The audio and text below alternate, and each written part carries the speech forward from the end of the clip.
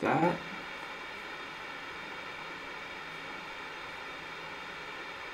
Can you hear me now?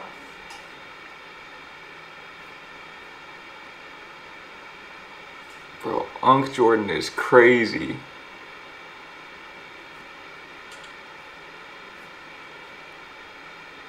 I'm so confused.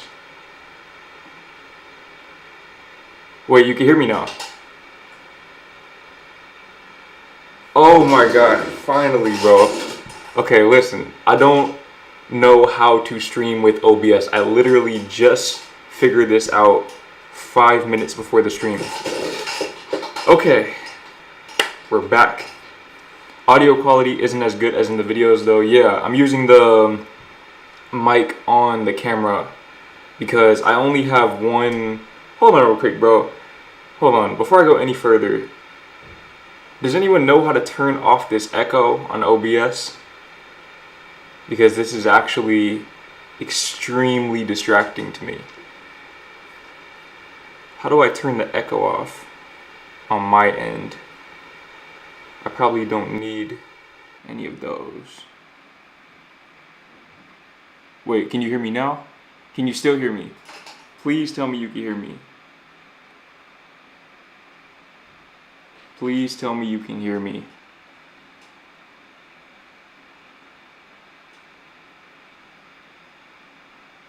I can hear the echo. Oh no. Nope. It's so much better now. You can still hear me. Alright. So we're good. Okay, alright. I think I figured it out. Good. We're out here troubleshooting. I'm not gonna lie, I don't know what I'm doing. I don't know how to stream anymore. It has literally been, what, almost 2 years since my last stream?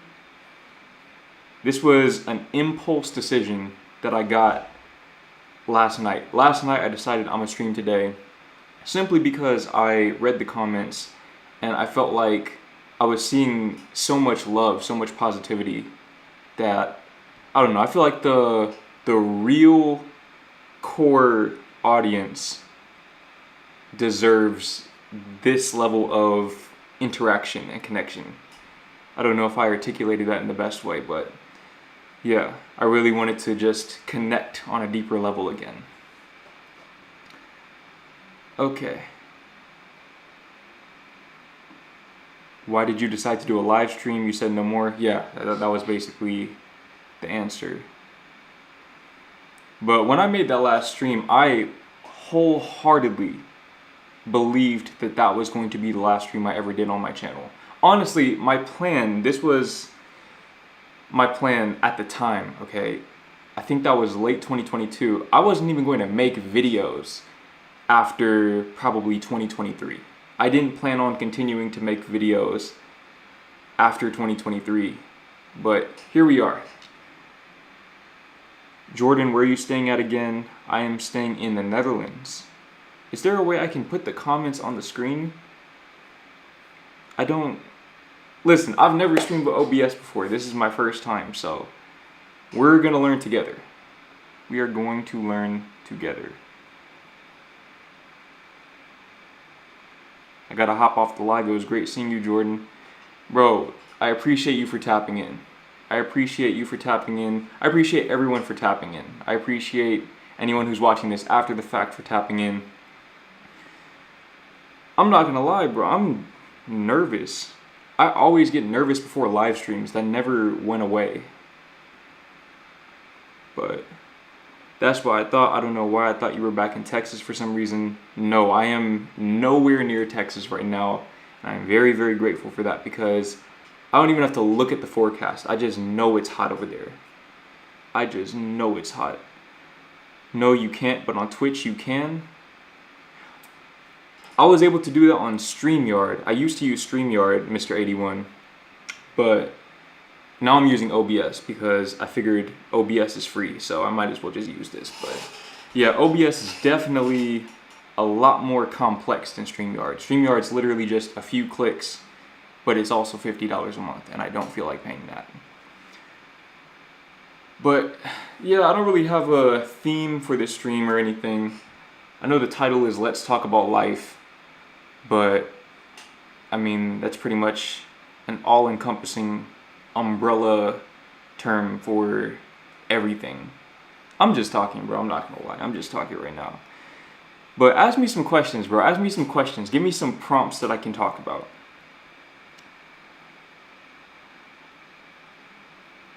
Wait, hold on.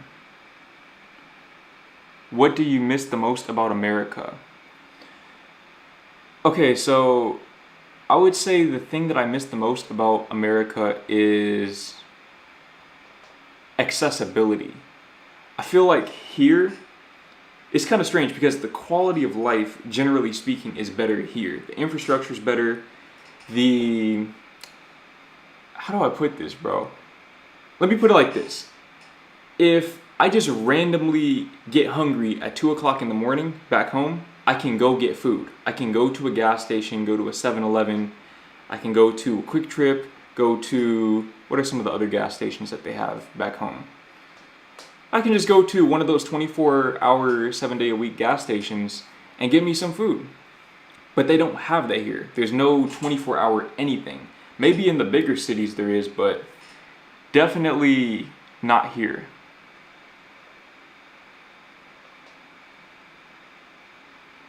So I feel like having to plan more definitely takes a lot out of me mentally in a sense, but I don't know. It's kind of it's a wash. Bro, where even was I? I'm not gonna lie, this stream is probably gonna be really bad because I do not know how to do this anymore. It's been so long. But okay, I shouldn't even address this one, but I'm gonna answer it because I know that there's somebody in this chat. I don't know who it is, but I know there's somebody in this chat going through this. P through Defender said, "You're broke, Jordan. How does it feel?" So thankfully, I am not broke. However, about a year and a half ago, I was dead broke. All right, so let me just kind of fill in the gaps between my last stream and this stream. Obviously, you have the videos. I dropped a book. So there's still kind of the framework of my story, but there are still gaps that that you don't know about as a viewer.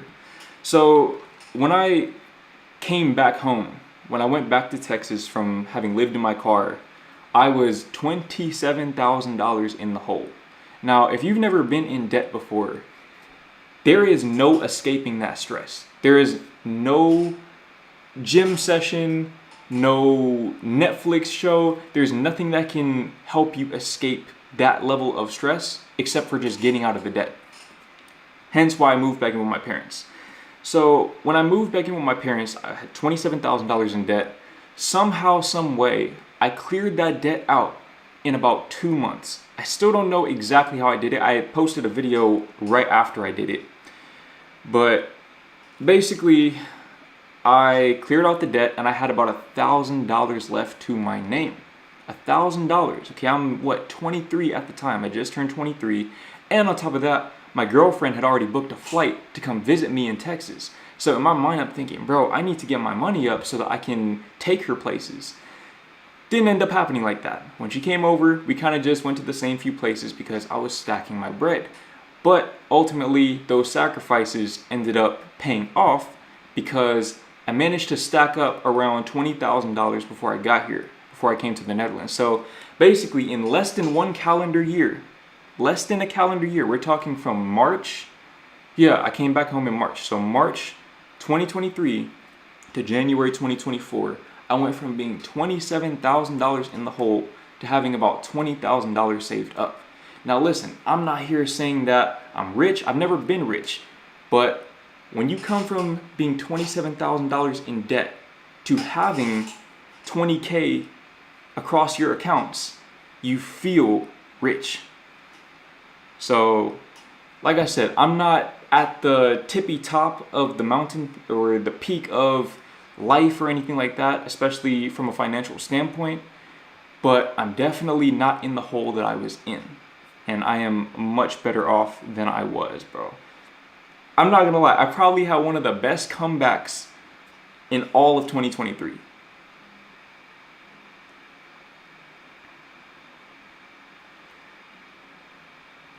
I still have no idea how you came back like that. That's some movie shit. Bro, let me break it down for you, okay? Because again, I know somebody in here is in the situation, and if nobody is in the situation, eventually you might be in the situation. I didn't think it could happen to me, but it sure as hell did, as you know. So when I moved into my car, that was the initial idea. That was the initial reason why I did that, was because I didn't want to pay for the apartment anymore. So I figured, okay, I need to get my money up. So I'm going to live in my car. I'm going to post content traveling. So I'm going to be able to profit from the lifestyle and save money at the same time because my expenses will be so low. But when I went to Europe to visit my girlfriend, I spent about half of what I had. I didn't have a lot of money at the time, but I wanted to see her so badly that I flew out to Spain. And even though it was a very good deal, I spent probably, I don't know, 1,500, 2,000, something like that for 2 weeks in Europe. So when I got back, I had about 1,500 left. So this is this is the beginning of March. This is the beginning of March last year, 2023. Okay, so, and by the way, when I got back, I fully intended on continuing my car life journey. And then I did my taxes.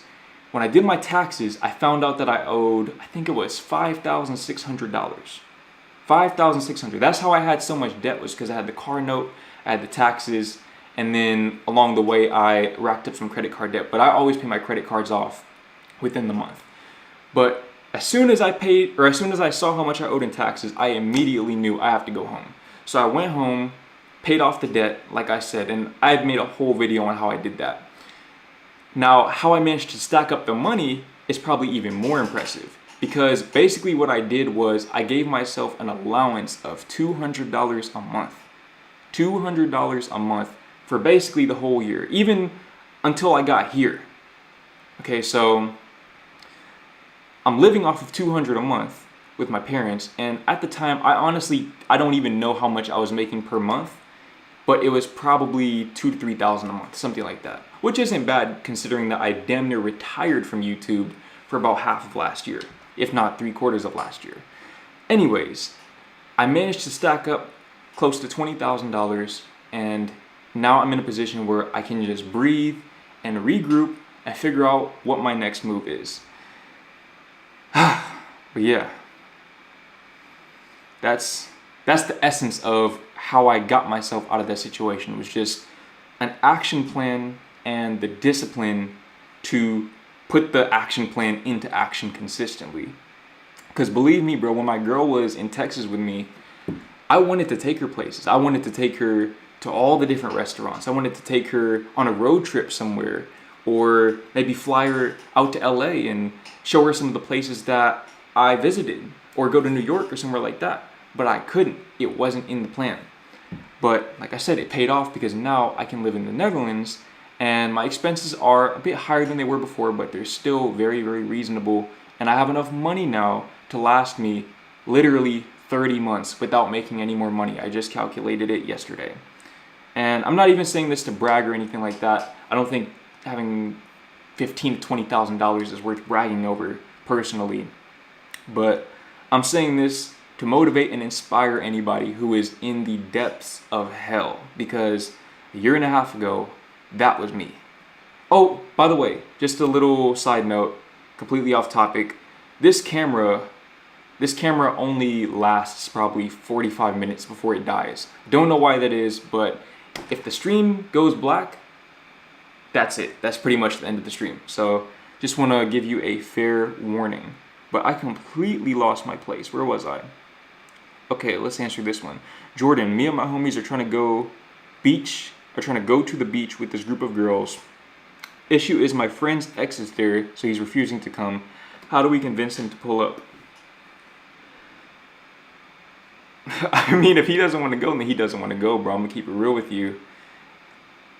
I'm going to be honest with you. There were places that I literally refused to go because I knew that certain people either worked there or frequented there, or I just might see them there. There are places that I literally did not go for over a year just because of chance encounters that I had. So if he's not in a space where he's comfortable with being around her yet, then just give him some time, bro. Give him some time, give him some space. Obviously, eventually, he's going to have to step out of his comfort zone. But, yeah.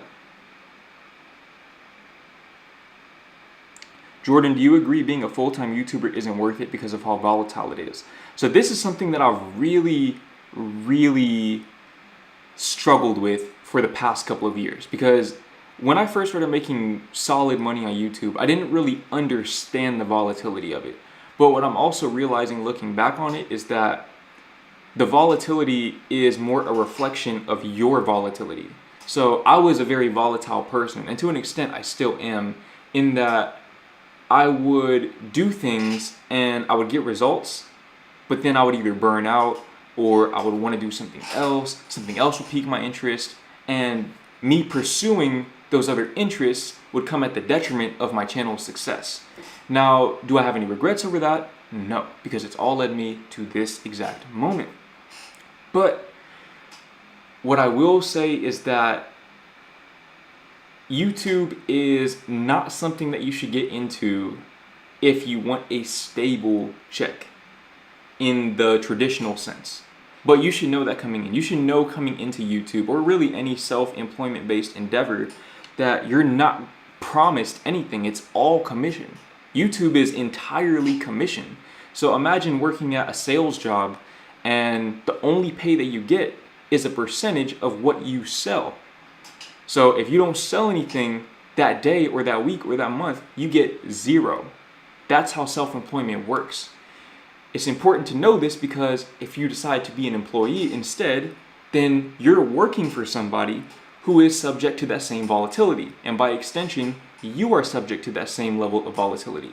I know this secondhand because I've seen my mom get laid off from her job overnight, go from making whatever she was making to zero. So life is volatile. That's a byproduct of capitalism. That's just what it is. My thing is, I'm at a point in my life where I've realized that no matter what path you pick, whether you want to work for yourself, work for somebody else, or maybe freelance, or anything else in between or beyond, you're going to deal with a lot of adversity. You're going to deal with a lot of volatility. You're going to deal with things that you don't want to deal with. But I don't think it's so much about avoiding the volatility or the adversity. It's about finding something that is worth dealing with the volatility for. So really finding your purpose, as cliche as it sounds, just figuring out your purpose.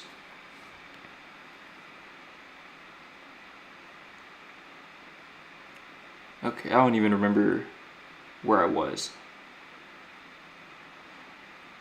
Oh yeah, I was here.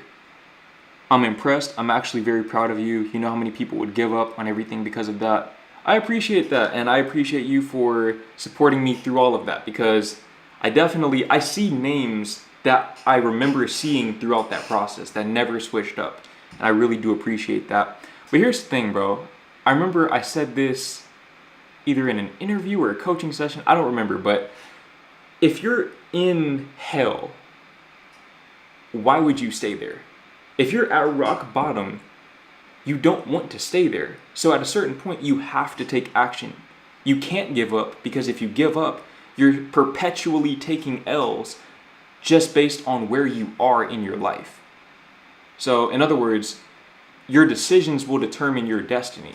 And if you decide to stay where you are, then you'll never get anything other than what you have and what you see right now. So if I had just given up, I would still be in debt. In fact, I'd be in more debt, or I would be even broker than I was before, because I'd have given up. I wouldn't have created a plan, much less taken action on it. So, I mean, if you're at rock bottom, be it financially or emotionally or in any other aspect of life, physically, I've been at rock bottom physically too. Okay, that's even worse than being at rock bottom financially, believe it or not. You just have to keep going. There's really no other option. There is no other option. This isn't a motivational speech. This isn't me trying to fire you up. This is me literally pointing out the objective reality of your situation. You can either stay where you are and be miserable for the rest of your life, or you can progress. It's up to you. It's up to you. And on that note, I saw a video yesterday from this woman, bro. I don't remember what her name was, but if you look it up, you'll find it. She's the basketball coach of the she's the women's basketball coach at Duke University. And she gave a little speech, about 2 or 3 minutes, where she said, and listen, if you're going through a tough time right now, I need you to really pay attention, because this one right here, it's gonna ruin your day, but it's gonna fix your life. Okay? It's not going to get easier. It's not going to get easier. Life isn't going to get easier. It's going to get harder. The challenges that you're going through right now, eventually you're gonna solve them, and then there will be other challenges, greater challenges, new levels, new devils. Life doesn't get easier. It gets harder. Whether it gets better or worse is up to you. Let me repeat myself, bro, just in case you weren't listening. Because if you don't take away anything else from this stream or any of my videos, you need to internalize this. Understand, understand. You need to embed this in your psyche. Life doesn't get easier. It gets harder. But whether it gets better or worse is entirely up to you.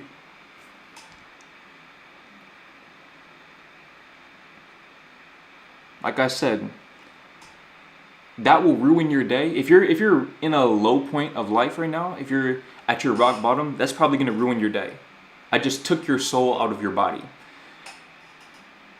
But it's going to fix your life.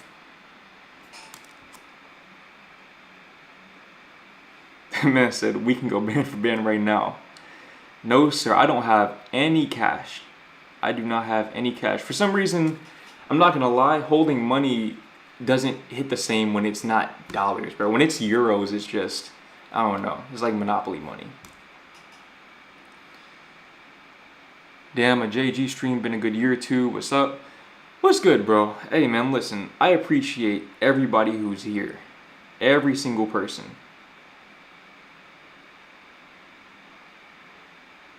If Jordan made his channel like FitX Fearless, he'd be rich.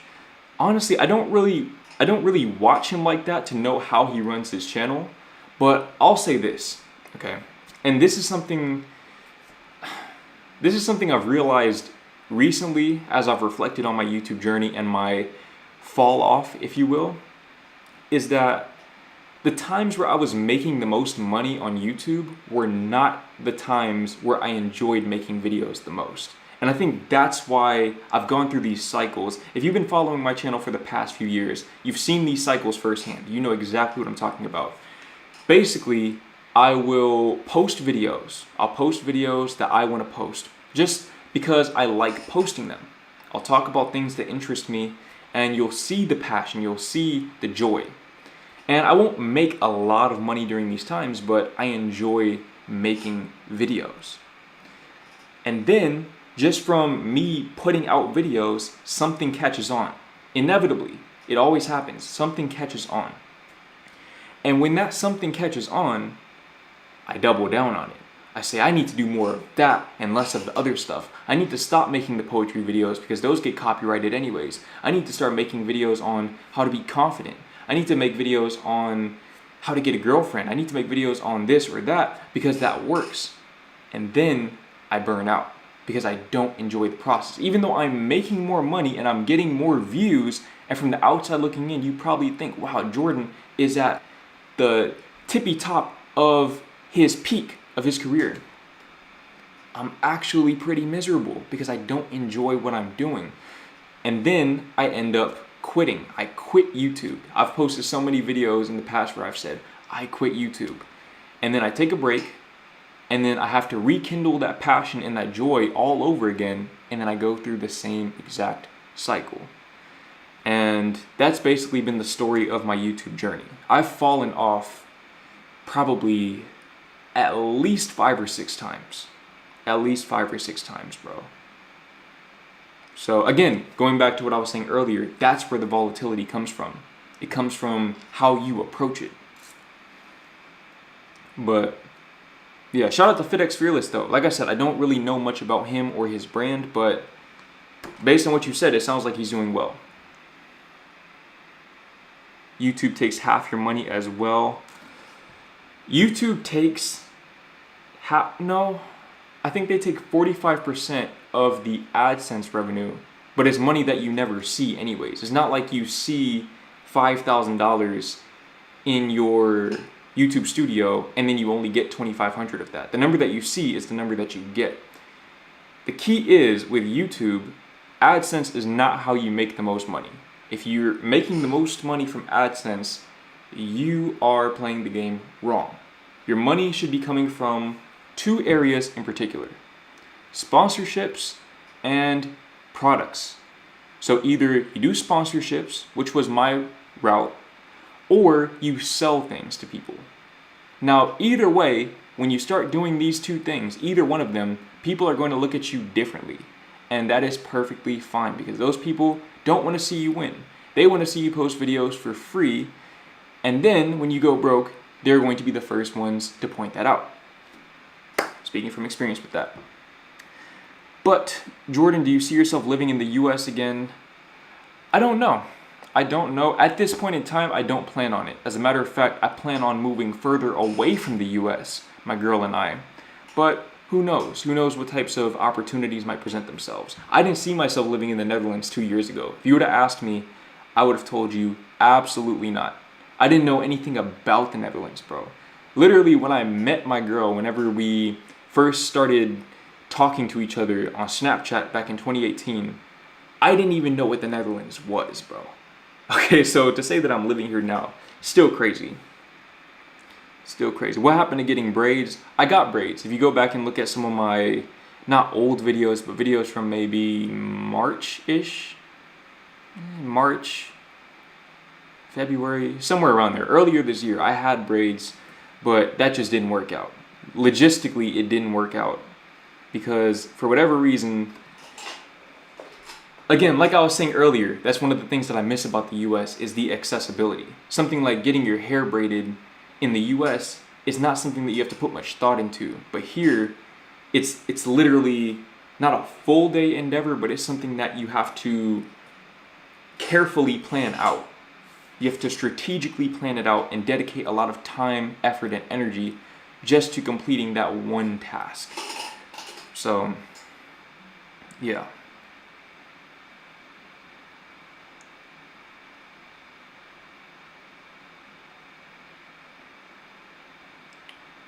Where even was I, bro? There was a time back in the day, if you're an OG, you'll remember this. I used to answer every comment in the stream. I don't know how in the hell I used to do that, bro. How long? I lived there for less than 3 months. But yeah, I feel like you just have to let your curiosity lead the way. Because when you're in a new environment, especially as a man, you have this innate desire to conquer, if you will, but really it's just you being curious about your new environment and wanting to become comfortable in an uncomfortable space. So it's you wanting to expand your comfort zone. Follow that feeling. Follow that feeling. That feeling right there allowed me to explore LA in ways that I think most people never do. Hence why they go to LA, go to downtown LA and Hollywood and Venice Beach and say, oh, LA is trashy. It's like, no, you haven't seen these other areas though.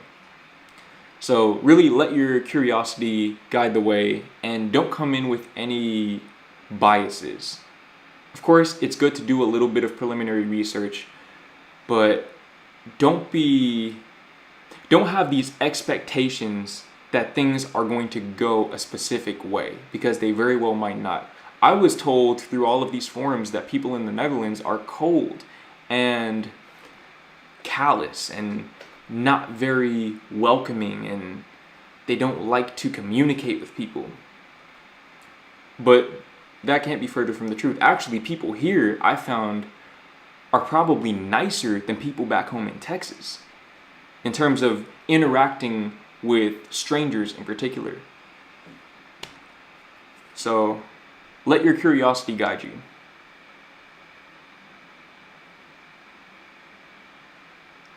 Why so many corn addiction videos, Jordan? I know most men are addicted, but when is the new stuff dropping? I got you. Well, first of all, let's address that. I did post a skincare video and a dating advice video. Those are my last 2 videos. But I also have a travel video coming soon. And again, this just comes from the internal volatility. Me wanting to pick a niche and stick to that niche because I felt like that's conventionally what you're supposed to do on YouTube. But what I had to remember was that that's not how I got to where I am. That's not how I got to the point where I have a platform where I can literally randomly turn on the camera and I can get people to listen to what I have to say. So yeah, I think that was me trying to be too logical in how I approached business, and as a result it did take away a lot of the joy for me, hence why I suddenly stopped posting again. It was a lesson that I had to learn all over again. Old Jordan was so versatile, I know, and that's what I'd like to get back to.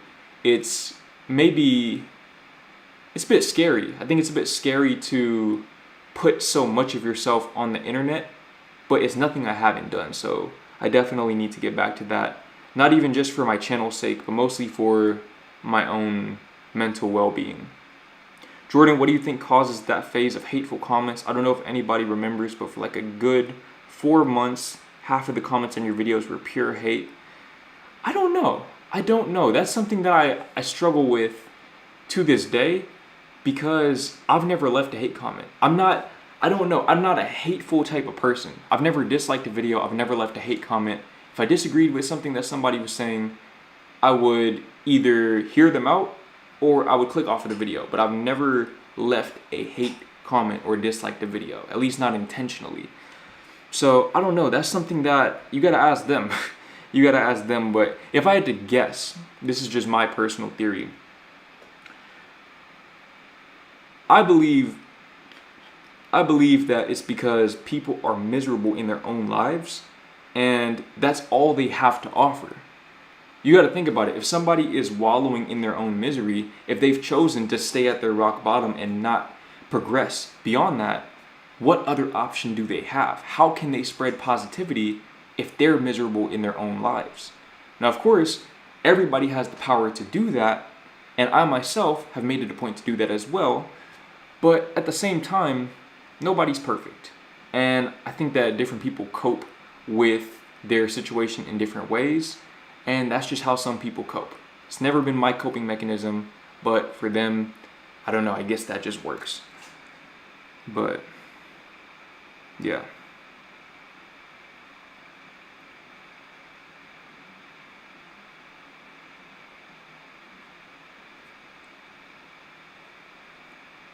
And I just lost my place again.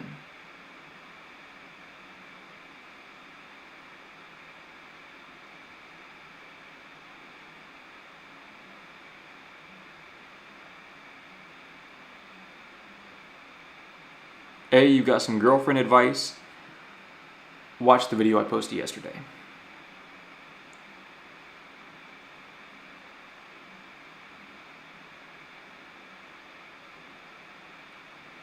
You need more sponsors than Tej Hanley, not gonna lie. Now see, listen, okay, you say that, and I don't doubt the integrity of what you said, but when I did do more sponsors, that's when I got a lot of hate comments. I got a lot of hate comments because people said that I was just doing it for the money.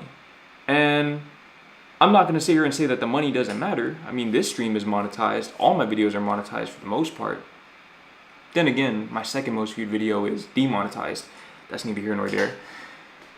But yeah, I mean, right now I'm more so focused on figuring out what direction my brand is going in. And once I establish that direction and get the numbers where they need to be, that's when the sponsorships come in.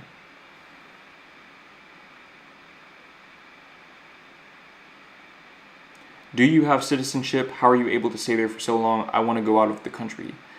I'm not a citizen of the Netherlands, but I do have a residence permit. So I am eligible to stay here until March 2026 via the DAFT visa. So depending on what country you want to go to, there are different visas that you can acquire based on the skill set that you have or where you're from, etc.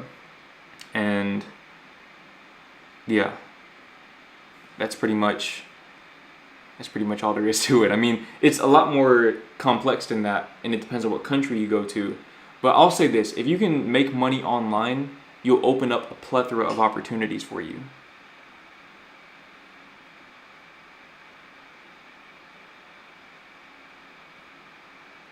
Wait a minute, wait. Before I read any more comments, am I still frozen? Is it still lagging?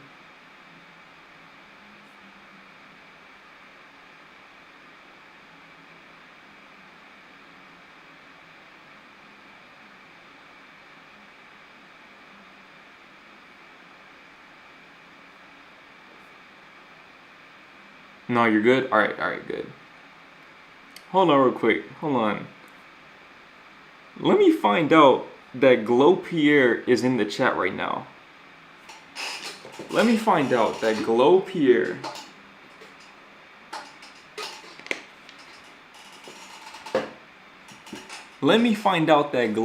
is in the chat right now.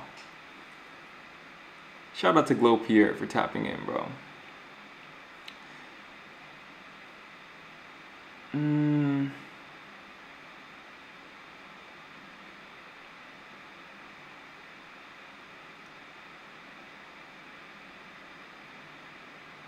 Man, I remember when you used to read every comment. Bro, like I said, I don't know how the hell I used to do that. Well, I guess I do know. I would just be 45 minutes behind on the chat.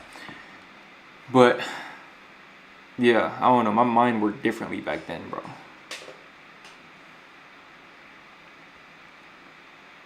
Those 2021 Christmas, New Year streams low-key saved my life. Even though I have new ideologies about life, I got mad love for you, bro. I'm glad that those streams were able to help you out, bro. Because that's really, to me, that's the essence of what makes YouTube so meaningful. Because you got to think about it. You can get money in a lot of different ways. Or you can get fame or whatever. That's not what brings meaning to this YouTube thing. What makes YouTube meaningful is the ability to connect with people who are either where you are right now or who are where you once were, and being able to help them get through those situations. So I've definitely been on the other side of that, where people's streams got me through a very, very difficult time, multiple times. So I'm grateful that I've been able to play that role in your life, and hopefully other people's lives as well, with my streams, videos, etc. And maybe you can play that role in somebody else's life. Pay it forward. Jordan, why do we have to lose in order to win? Can't our wins outdo the pain to its core? The reason why is because you learn more when you lose. And you take what you learn from those losses and you use that information, you apply the information so that you can win. That's pretty much how life works. You don't learn much of anything from winning. You learn from losing.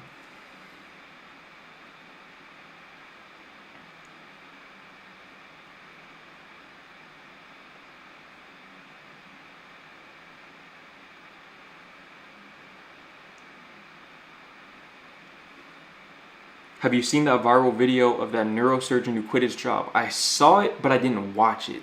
I clicked on it just to read some of the comments, just to kind of get a feel for what he was talking about. But I didn't really feel like watching the video at the time. I think it's 40 minutes or so. But I should definitely go back and tap into that, bro. Because that seems like a very, very, very monumental and inspirational move for somebody to make. Jordan, how do you stop the cycle of being productive and getting into a rut and repeat? So my personal, let me show you something like that. This is how I get around that. Okay, this is how I personally, I don't know if you can even see that, but this is how, let me see. Can you see that? Yeah, no, you can't. Hold on. This is how I get around it. So literally just use a planner. Use a planner, write everything that you need to do down, And make sure that you do not go to sleep that night until everything on your planner is checked off. That is how I disconnect my actions from my feelings. I would say 3 to 4 days out of the week, I don't feel like doing the things on this planner, but I do them anyways because they're there and I have to. Did you just pay a fee, fill out an application for the residency? Yes, pretty much. That's pretty much all I did. I can probably make a video. I could probably make a video on how I went through the whole process. I'm still doing one last thing to fully validate my visa, but yeah, it's pretty simple, honestly. Come to Thailand, bro. Definitely on the list. Definitely on the list, for sure.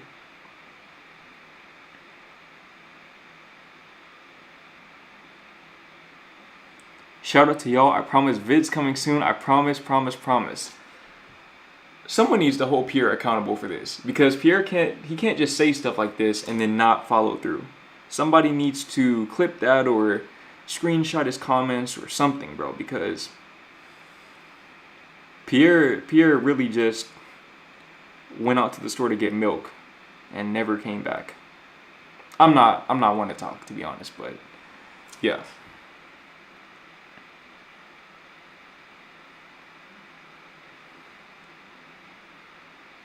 You should go live with your viewers. You seem to have a lot of insight to offer. I did that before. I think only one time though. Maybe I should do that. Honestly, I don't know how I would do that with OBS though, because this is so much more complicated than StreamYard. With StreamYard, I literally just posted the link and then people were able to click in. But I don't know, bro. With OBS, I have no idea.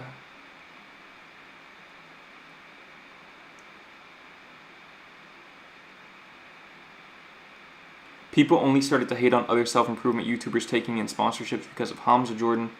I don't know. I don't know why people hate on sponsorships so much. I know that Hamza gets a lot of hate for selling his own things. So the way I see it is kind of pick your poison. But either one is better than being broke. That's my personal opinion.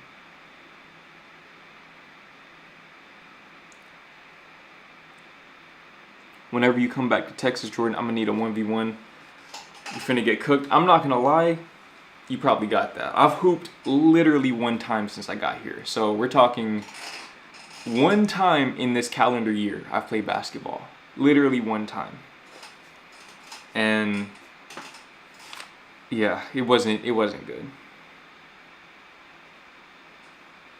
I've just been locked in the gym, honestly. The gym that's kind of become my sanctuary. I understand why people say working out is therapeutic now. I didn't used to get that, but now I think I fully understand. I feel like I have an identity crisis, like I don't know myself, my goals, thoughts on things, interests, self-image, and the type of person I want to be keeps changing and just lost with myself. Any tips? Honestly, bro, that's something that I myself have struggled with as well for a good portion of my life, and especially my YouTube career. And I think that for me, what always helps me reel my self back in is not needing to put myself in a box. What if I don't need to have a favorite food or a favorite NBA team or a favorite color? What if I don't need to only like rap music? What if I can like rap music, R&B, and listen to Taylor Swift with my girlfriend? What if I can, I don't know, what are some other things that seemingly wouldn't go well together? What if I like pizza and burgers? What if I like different things that don't make sense in other people's heads, but they make sense to me? And I can become the bridge between those two things, those two seemingly unconnected things.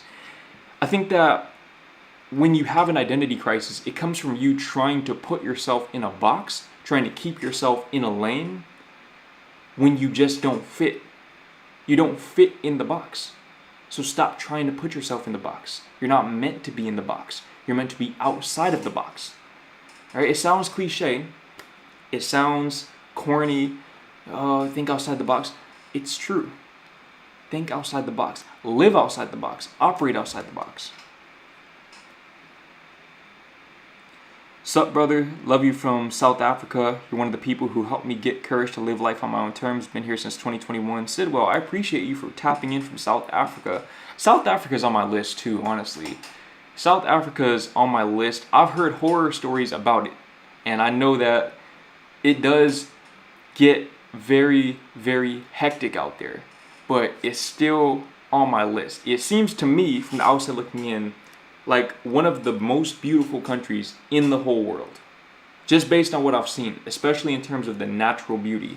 Cape Town in particular really, really caught my eye. So definitely want to tap in out there.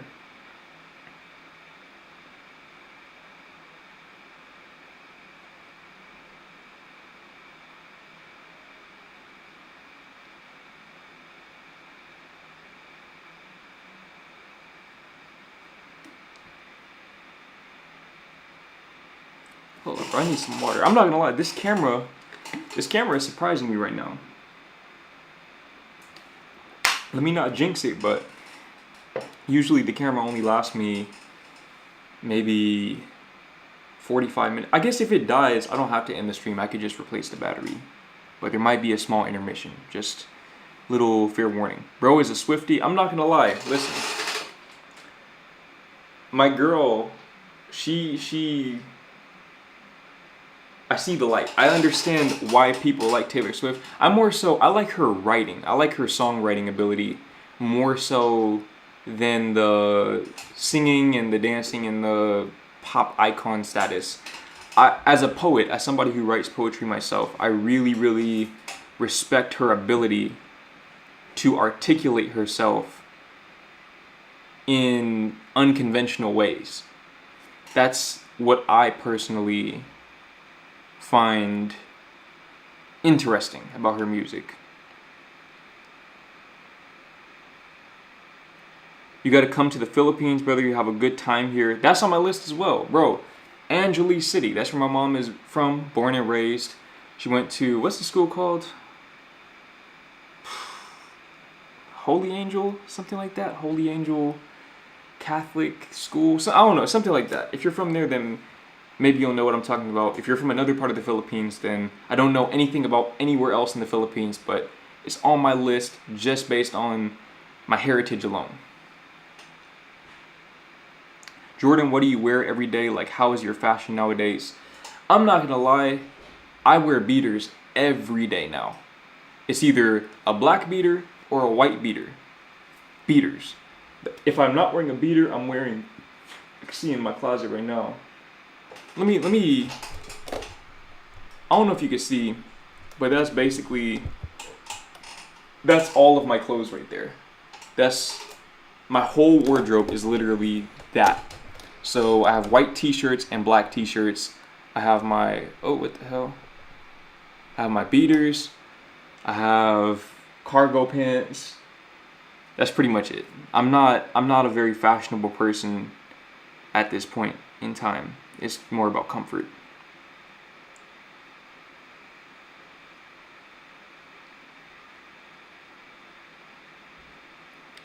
Spain is probably one of the best in terms of looks. Valencia was really nice, bro. Valencia was really, really nice. It reminded me of almost a utopian version of LA, which to me was just, I still want to go back.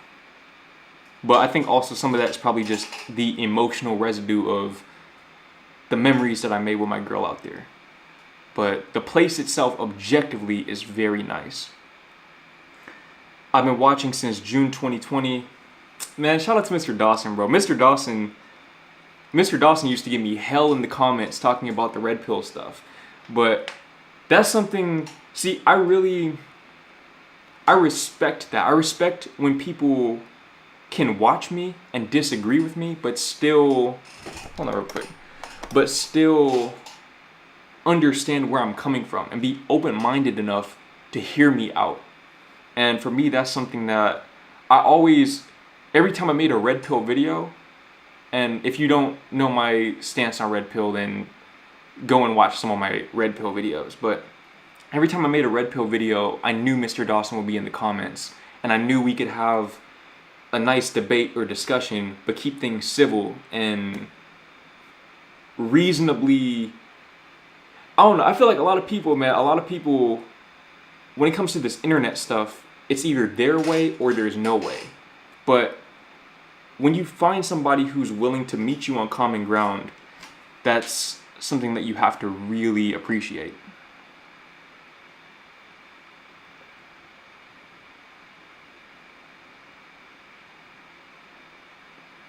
How to meet women as an introvert. Both of my relationships came from being online. So just putting myself out there and being myself. That's pretty much it. That's the formula. Because you got to think about it. If you're struggling to meet women as an introvert, it's probably because you stay at home a lot of the time. Which means that you should probably get with a girl who stays home a lot of the time as well. So how are you going to meet somebody who's always at home? How are you going to meet another homebody? You do it online. Or you do it at the grocery store or the gym or somewhere like that. But ideally, if you can meet somebody on the internet, I'm 2 for 2 in that regard. Not Tinder, not the dating apps, but the internet. So YouTube, social media, if you're on social media, etc. Jordan, the type of dude to lick his finger before turning the page. Joke's on you. I use a Kindle. I still lick my finger. You got to get a North Face puffer. It's like -degrees in the winter. I see a lot of people in Europe wearing North Face puffers. I don't understand the hype, because my jacket from H&M, my black bomber jacket, keeps me perfectly warm. And I don't remember exactly how much it costed, but I know it's not as expensive as a North Face. To me, a North Face is for if I'm going to live in Alaska or somewhere like that. The Netherlands isn't like that.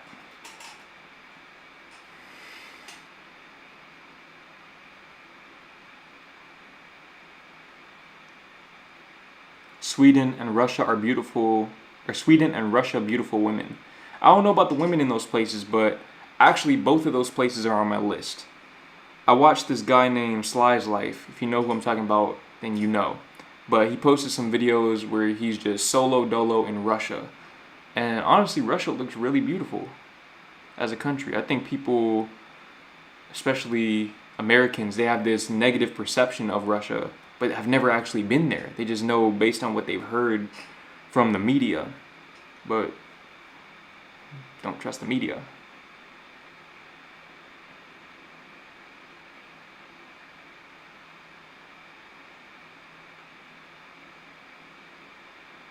Yeah, you're not going to meet any women at home. I did. As a matter of fact, I think every woman I've ever met, I met from home. Come to think of it. I don't know. Maybe my online game is just different or something, bro. But every woman I've ever had any sort of relations with, I met on my phone or on my computer. Every single one of them. It's just more efficient that way. We are not meeting girls on YouTube, bro. Who's not meeting girls on YouTube? Who's not meeting... Bro, listen. I am in the Netherlands right now because I met a girl on YouTube. I'm in a whole different country on a different continent because I met a girl on YouTube. Who's not meeting girls on YouTube? So you got to get the... You can't tell yourself things like that, because when you tell yourself things like that, you're limiting your options. You got to be open to all possibilities.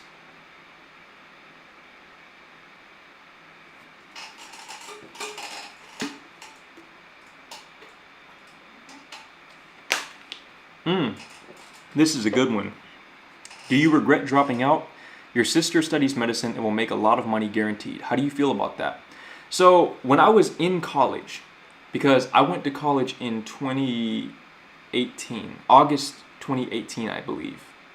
Something like that. Yeah, something like that. My sister was already studying for the, is it the MCAT? I don't remember what it's called, but basically studying for the medical school entrance exams. And at that time, I felt a lot of pressure, not from my parents or from my sister, but from myself, to live up to the expectation that she had created with her pursuing medicine. So I remember at the time, I was thinking to myself, okay, she's going to be a doctor. I'm not going to be a doctor. I don't want to do that shit. So that means I need to be a lawyer. That's pretty much what I told myself at the time. I didn't tell anybody about this, by the way. But in my head, I was like, once I graduate college, I need to go to law school and become a lawyer so I can keep up. And then I started thinking about life with more... I started thinking in a more nuanced way. In other words, I started considering that, wait a minute, maybe life isn't all about the image that we portray to other people. Now, that doesn't mean that I didn't or don't have insecurities, but at the same time, I developed the courage to say, okay, if I stay in school, let's assume that I stay in college and I get my degree, I go on to law school, I become a lawyer, I make a lot of money, but I hate my life. I mean, what's the point of that? I don't know. To me, I get why people pursue that path, especially if they have other members of their family who are making those types of moves. My little cousin, she's about to get accepted into PA school. Shout out to her. She's going to make a lot of money too. But if I were to pursue a path just because other people in my family are pursuing that same path, I feel like that would kind of undermine everything that I've talked about on my channel, which is living your life on your own terms based on what you want in life, not based on what you think will look good to other people. Now, am I perfect in that regard? No. But the point is, for me personally, I don't value the image that I give off to other people as much as I do my own well-being and enjoyment. Now, obviously, it makes sense when I say it out loud like that, but in practice, most people are not willing to step off the beaten path. They're not willing to do the thing that they actually want to do, especially if it comes at the expense of other people's desires for them. But I'm just not one of those people.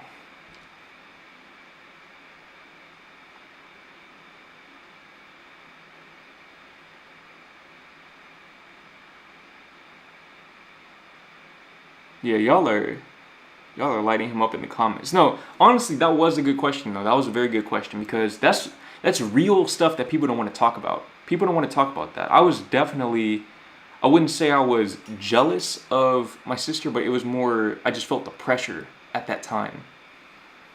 I felt the pressure.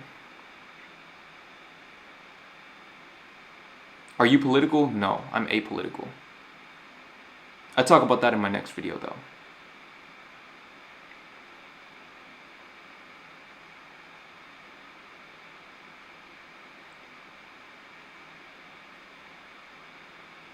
I feel like I skipped a lot of comments.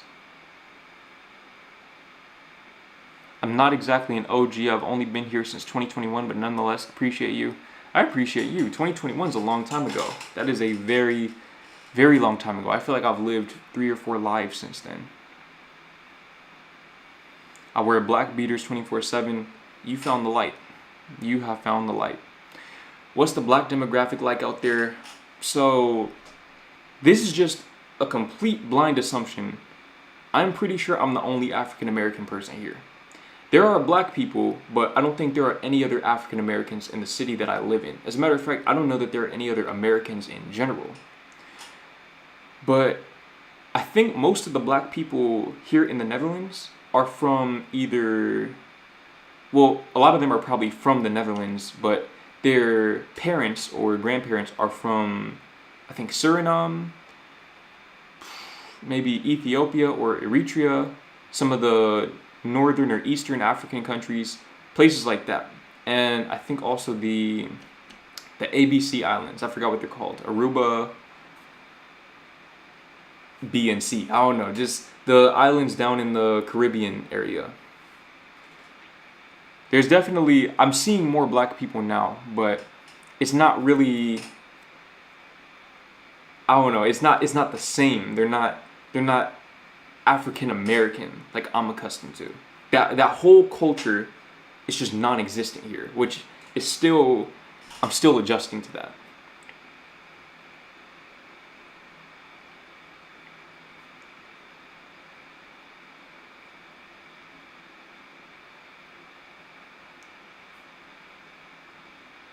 Hold on, Jordan Blue back live streaming again.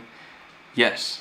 Yes, I am. I can't promise you that this is going to be a regular thing, but I really might though. I might make this a weekly thing again. I don't know. Maybe on Sundays though. I feel like Sundays are probably better because I have a lot more free time. I have a lot more free time on Sundays.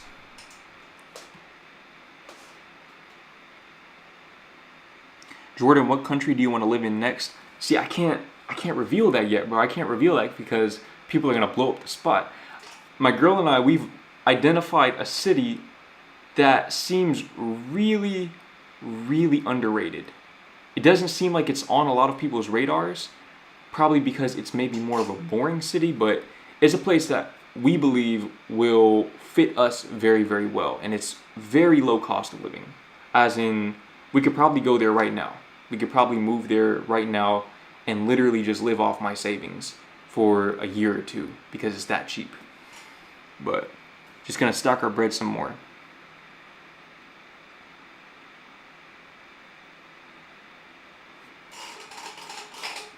Jordan got that YouTube comment section, Riz. Listen, bro, let me tell you something. I was moving devious back in the day. Okay, I was moving very, I'm not gonna lie, the whole Tinder Tuesday and everything, that was kind of an extension of just how I was operating in general on the internet. Mostly for entertainment purposes, for my own entertainment. I just found it fun. But the way that I met my girl was I left my Snapchat username in the comment section of a live stream. And she added me. And that was that. That was pretty much how that went. And then with my ex, we met on TikTok. Actually, I met a lot of girls on TikTok, bro, because when I went viral, if you will, especially for that time, I posted a video. That video got probably 2 or 3 million views, and girls just started DMing me. It became part of my daily routine to respond to the DMs I was getting from girls. So that's what I'm saying. When you put yourself out there like that, you stack the deck in your favor because you're more accessible to people. Just let people see who you actually are, and you're going to attract qualified leads, if you will, because they know that that's who you are. And if they like you, they like you for you. No, Jordan, they're from Suriname, and yeah, that's the country name. Curacao. I don't know if I said that right. I probably didn't, but you mean Aruba, Bonaire, and Curacao. Yeah. The lady who was braiding my hair, she was from, I think she was from the Sea Island. I don't know how to pronounce it, but I think she was from that island. She was really chill too. Shout out to her.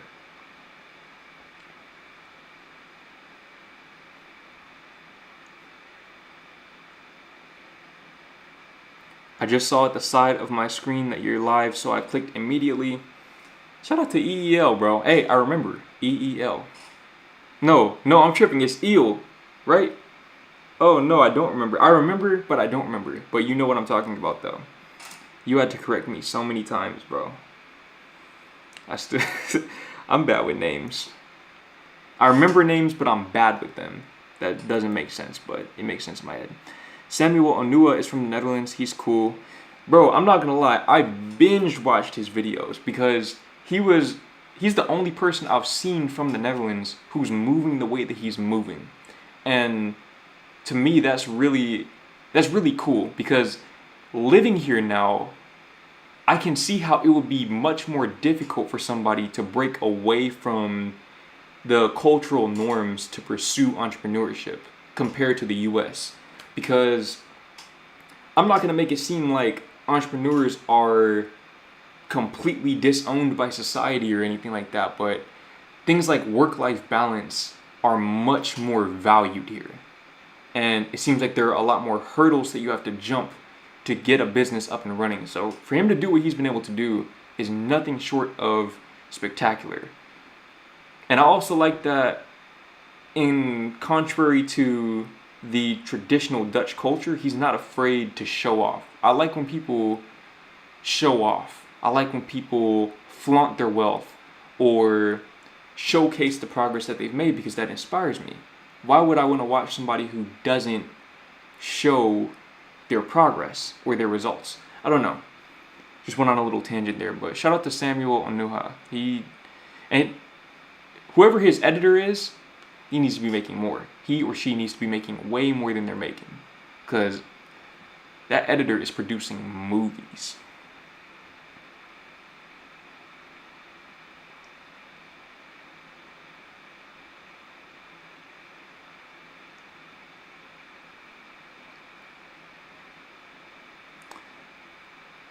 Jordan, how can I beat this porn addiction? I'm not gonna lie, just go and watch any of the videos that I posted in the past few months about overcoming your PMO addiction. Any one of them. Any one of them.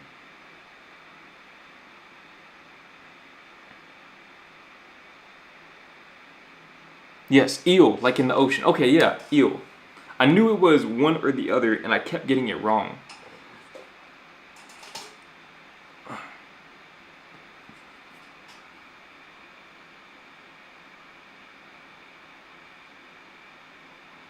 Bro, what is bro on in these comments? What happened to you growing your beard? Yeah, I abandoned that so that I could focus on my hair growth journey. So I don't know if you missed the video, but I probably posted a video around,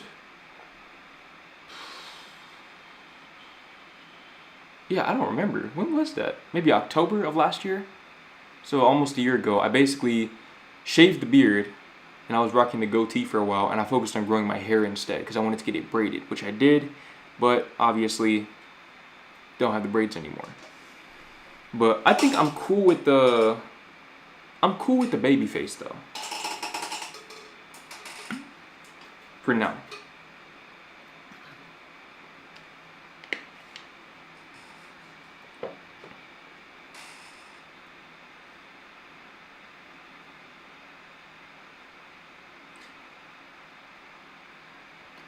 I wish I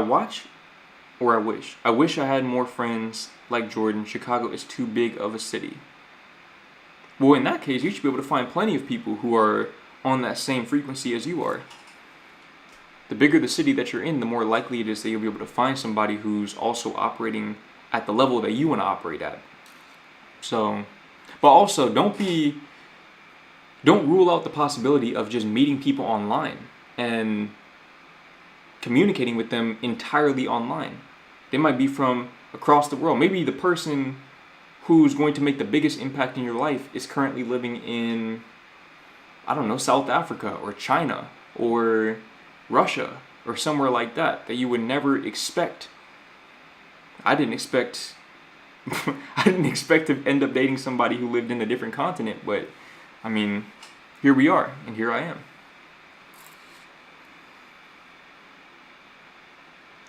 Yeah, Samuel Onuha has been going nuts on social media. I don't know about what he's been doing on other social media, but YouTube-wise, yeah, bro is definitely out here. But I don't know. I feel like I prefer the videos. This is maybe just a me thing, but I feel like a lot of people who make videos like he does, they showcase parties and stuff like that. That doesn't inspire me. Seeing people at the club or at the parties, bottle service, whatever, that doesn't inspire me. I'm more inspired by the freedom to travel and the materialistic things. Not so much the people that the materialistic things attract, but the things themselves. So the nice cars, the penthouses, the mansions, that sort of stuff. I don't care so much for the parties and the social outings and things like that. That's just not my thing, personally. I'm an introvert.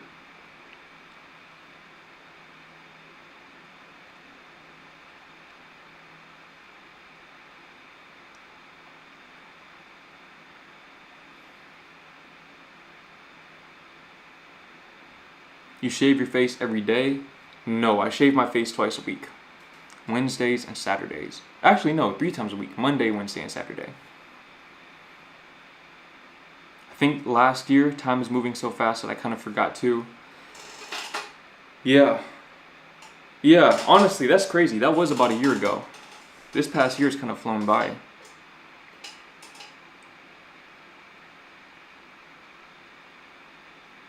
How's 2024 been for you? It's been challenging. It's been challenging, but I've learned more this year than I learned in probably the previous few years combined. Just as far as actual knowledge. I've read more books this year than I've probably read maybe the rest of my life combined, not including school. So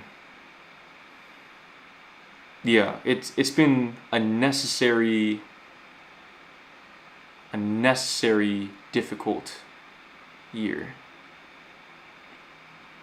Like I said earlier, it doesn't get easier. You just get better. You become the person who can handle the challenge so that you can make your life better. Doesn't mean it gets easier, but it can get better. Chicago is fire. I live 2 hours away from it. Chicago is a really nice city. I haven't been there in a while, but I feel like it's underrated. It's really underrated, especially the downtown. The downtown is way better than LA's downtown. And in my opinion, this is probably a bit out of pocket, but to me it's on par with anything that I saw in New York. Chicago is really, really nice, and I have family out there.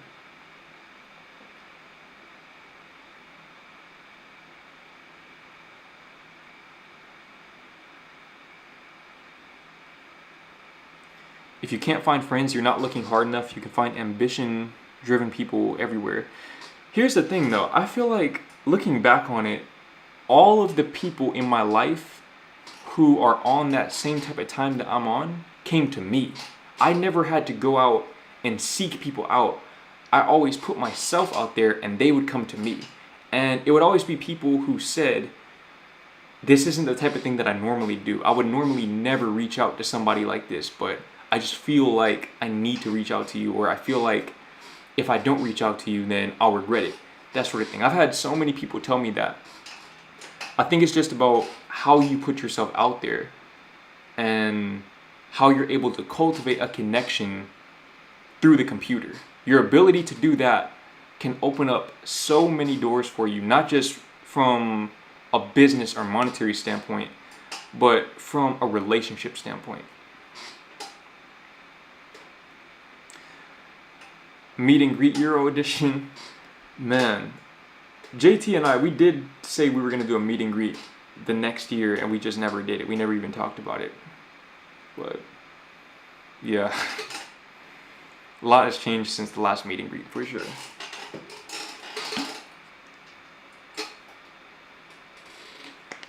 This is a crazy question, so crazy that I have to answer it. So Jordan, how exactly did you end up relapsing in the car? I speak for a lot of people here. We're all curious. Okay, so I know I've gotten a lot of people joke about, oh yeah, you whatever in the car.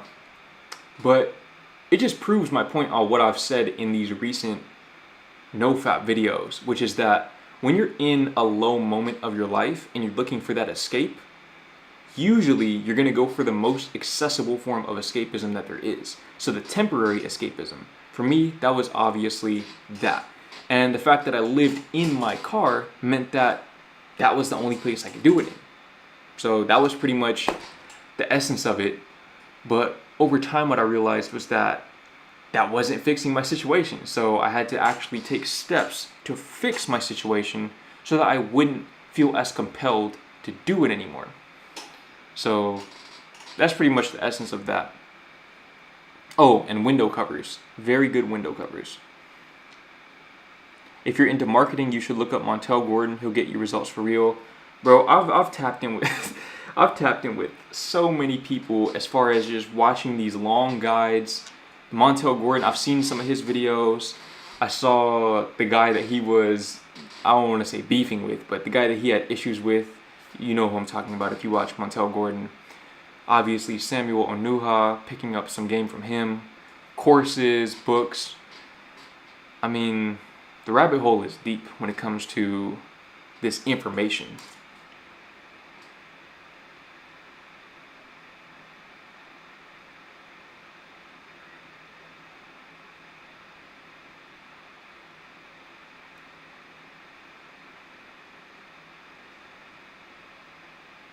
People think money gets you women, which is facts, but you have to be a man good with women before you get money, so you're not a trick and know how to operate around them. So here's my thing. This is just my experience. It's not even my belief. This is just what happened. When I started dating my girlfriend, I was literally on the brink of moving into my car. And this wasn't a fact that she was unaware of. This was something that she was acutely aware of because I talked to her about it at length. And her energy never wavered the whole time. And so I almost feel like a lot of men, they want to wait until they have a lot more money to start dating.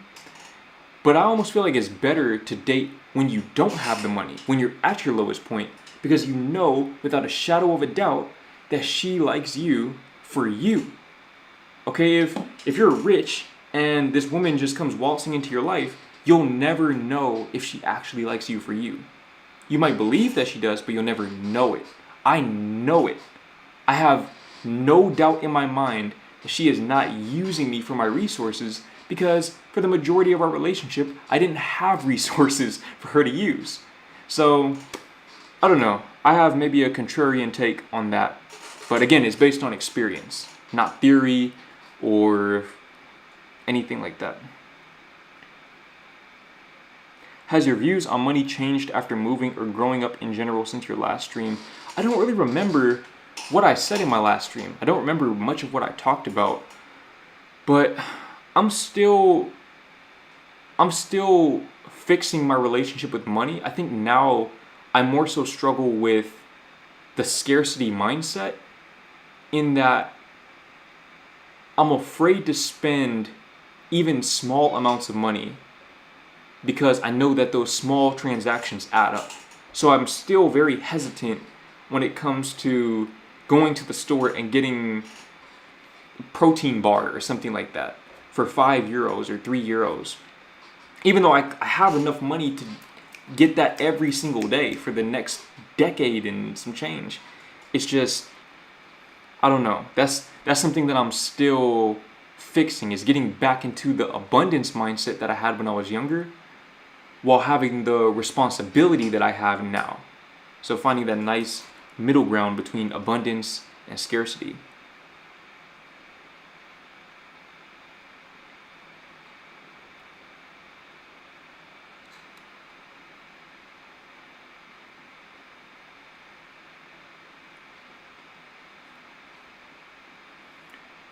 Colberto, I appreciate the donation. I'm not gonna lie, I forgot that donations were a thing, bro. What the fuck? This is how you know, bro. I haven't streamed in a very long time, bro. This is all new to me, all over again. But stretching reduces stress. I'm gonna assume that you're just talking about stretching, as in the stretching that I do on my daily routine. Yeah, stretching is honestly, that should be a part of everybody's daily routine. You should never go a day without stretching. Because if you don't stretch, you're going to end up in physical therapy where you're going to have to stretch anyways, except you're going to have to pay them to stretch. You're going to have to pay them to help you stretch, to give you a routine, and you're going to have to do all this extra work on top of that.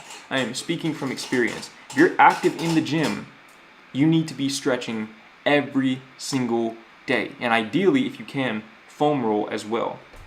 Especially get your hip flexors and your hamstrings. Hip flexors, hamstrings, shoulders, those are going to be the main things you need to stretch. But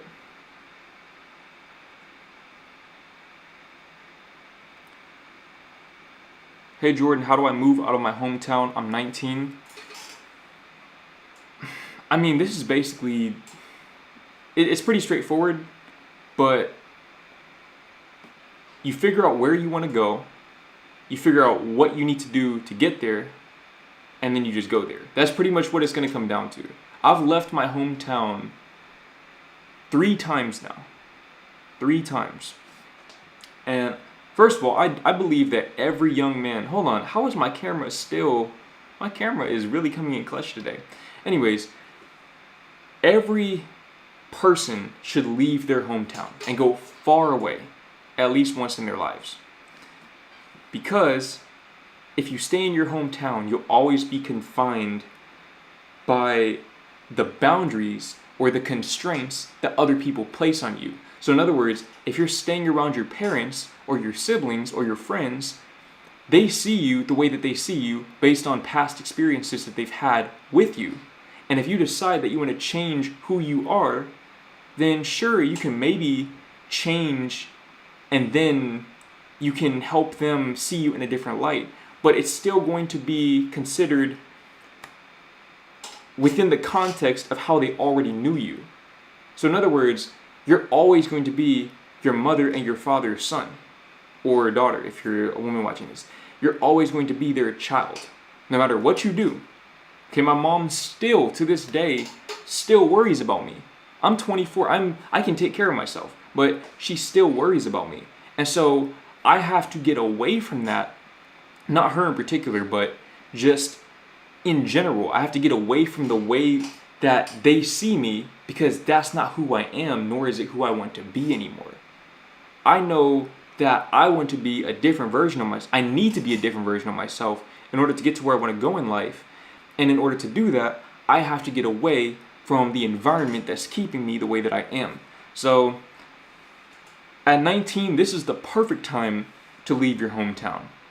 But let me tell you this, if you can make money online, that's going to open up all the doors for you. You can pretty much go, not everywhere you want, but depending on how much money you make, everywhere you want. And there are countries out there where you can literally live off of $1,500 a month or less. $1,500, and that's living a nice life. I'm talking high-rise apartment, etc.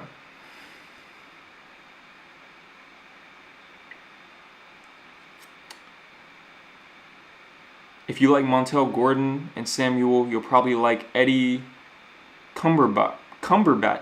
I don't know if I said that right. He lives in Chicago and is a growth operator. I haven't heard of him, but another person that I've watched is this guy named Ben Bader, I think? Ben Bader? I don't know if I said his last name correct either, but he's a growth operator as well. He's the one who introduced me, not personally, but through his content, he introduced me to the world of growth operating, and that helped me progress down the rabbit hole of learning sales and marketing and learning all the different stages of a funnel. And yeah, there's a lot of information out there, bro. This is why I was saying in previous videos that you should buy courses. You should pay for information. And if you don't want to buy a course, get a book or go to Udemy and get a cheap course. But you should pay for the information because you're not paying for the information, you're paying for the curriculum. They're going to give you information that you don't even know you're missing. If you don't know that you're missing the information, how are you going to know to go looking for it? How are you going to know what a growth operator is if you've never heard of it? In 2021, I didn't know what copywriting was. I literally didn't even know what that meant. In fact, a lot of people still don't know what it means. When I went to register my business in the Netherlands, I registered it as a copywriting business, and the lady literally did not know what copywriting was. I basically had to convince her that it's a real thing. Granted, it's something that people have been doing for the entirety of the history of advertising, of written print advertising. But the point is, there's all of these blind spots that you don't even know you have. That's why you need to go and find the structured information. And that could come from college as well. That could potentially come from college. It's just that if you go to college, you have to understand that you're going to be thousands of dollars in debt. Whereas a simple Udemy course for $11.99 when they run one of their flash sales can give you all the information you need to at least have a foundation of knowledge. I've spent probably probably closer to $600 this calendar year, on courses and books, just learning things. Just learning things because I understand now that there is a lot more that I don't know than I do know. And it's only on me if I'm going to close that gap.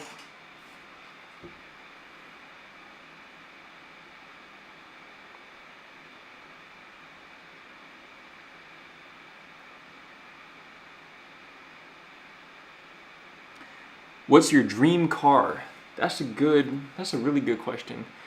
I don't know.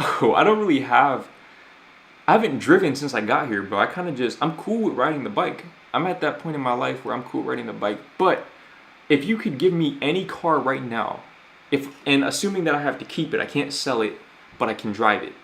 I would probably take a Sprinter van. I would take one of those fully decked out Mercedes Sprinter vans and just do van life. I would probably do van life with the Sprinter van and just explore. Because there's so much to see out there. There's so much to see. Probably do van life around Europe. I don't have my license here, so my girl would have to drive. It's cool. But probably do van life around Europe, get the van shipped over to the US, and then do van life there and just explore. Because I don't know, let's say if I could get a Tesla or an i8, those are probably my other two dream cars.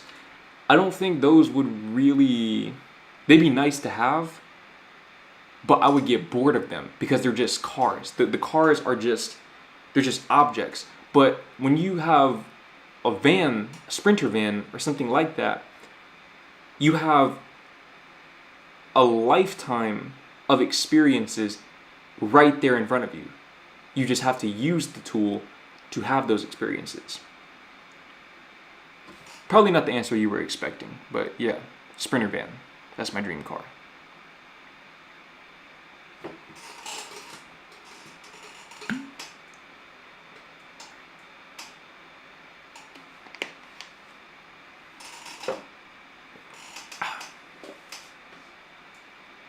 Stretching, yes. Yoga, like, yeah. Actually, I did yoga. Yoga is hard as hell, bro. Yoga is hard. I came in there thinking that, oh, well, I'm active in the gym, I'm gonna be fine. Bro, I'm talking about old people in there, all gray hair, just humbling me. I'm like, damn, that shit is so hard.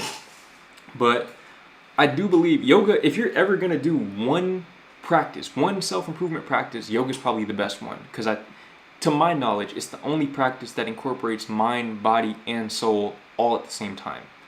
So definitely incorporate yoga into your routine if you're looking to level up. But if nothing else, stretch. Okay, stretch. Take it from me or don't. Take it from me or take it from my physical therapist. All of them.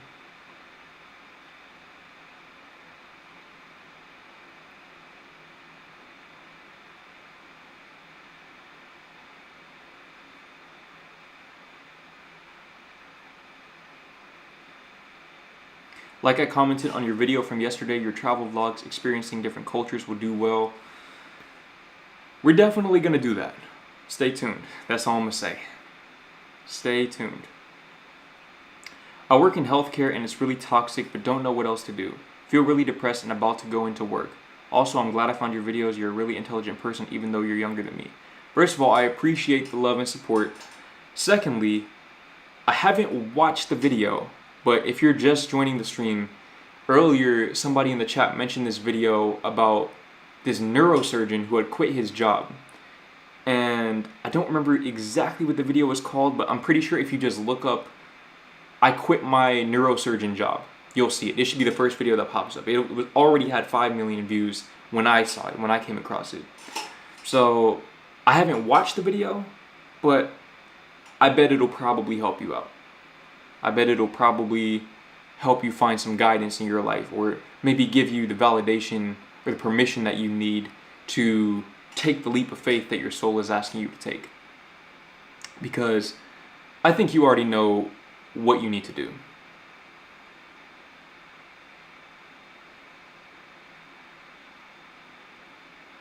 Do you have multiple streams of income or does it just come from YouTube? I have multiple streams of income, but YouTube is the base. And I think the more I've learned about money and the accumulation of money, the more I've realized that multiple streams of income and passive income, all of these things that people tell you about, they don't work the way that you think they do. It's almost always going to come from a base. And my base is YouTube. So everything comes from the base.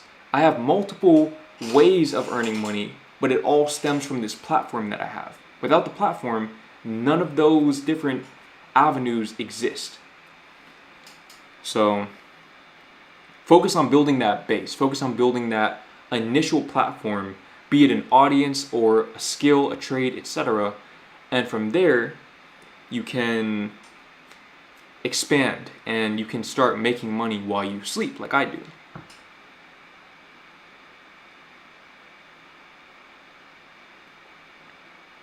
Mentorship is hands down one of the best ways to scale to financial prosperity. Someone who knows the ins and outs of a certain industry that can walk you from A to Z as to what they do and walk you through. Yeah, that's something that I myself haven't leveraged that much, if I'm being honest. And the reason why is because I knew that I was following a path that only I could follow, therefore nobody could lead me down that path. Nobody can lead me down the path that I'm meant to walk, because only I can walk it. But what I have done is I've sought out knowledge and principles about life that could apply to anybody on any path. That's pretty much been my life's work up to this point, particularly in my adult life and in my YouTube career.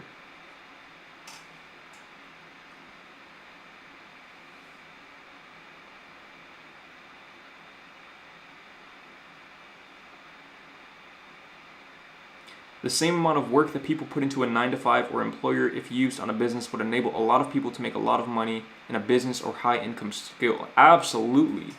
Absolutely. A lot of people don't understand that, bro. A lot of people do not understand that. And sometimes I think people need to hit rock bottom. They need to get fired or laid off from their job. They need to, I don't know, get demoted, or they need to be in a position where the gravity of their complacency no longer holds them where they are. It no longer prevents them from taking the necessary leaps that they need to take in order to progress beyond their current situation. And that's the thing, the 9-to-5 is meant to keep you where you are. It's meant to keep you complacent. Literally. That neurosurgeon video is eye-opening. See, now I gotta watch it, bro. I have to watch it. I know generally why he quit based on the comments, but I'm sure that the way that he tells it is a lot more insightful.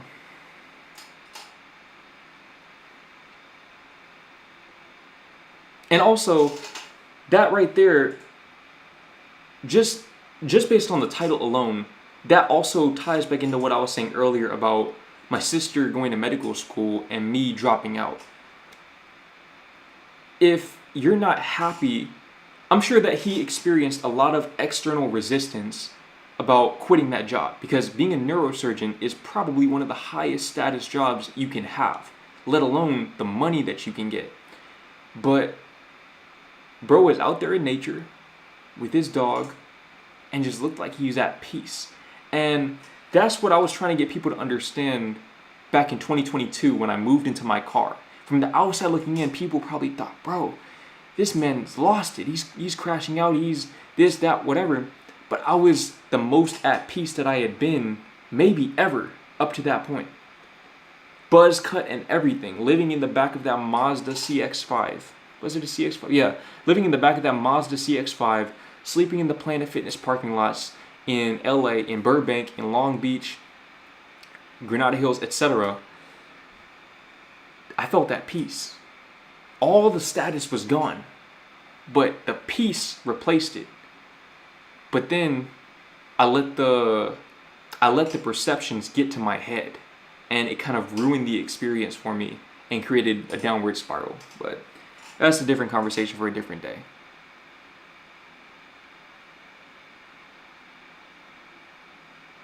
Did you train as a PT at one point?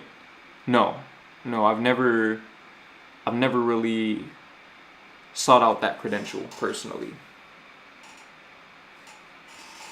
But you could say I'm kind of a de facto personal trainer for my girl, because I got her going to the gym with me 4 times a week. We're getting it in. We're locked in.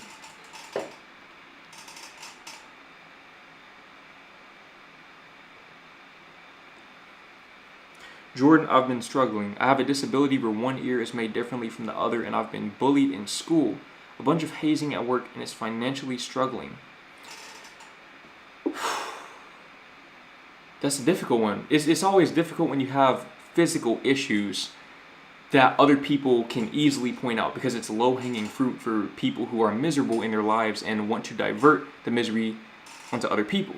What I would say is, if you can learn to laugh at yourself, even if you're just pretending, if you can learn to appear as if it doesn't affect you, and you can learn to laugh at yourself, you'll become immune to what they have to say.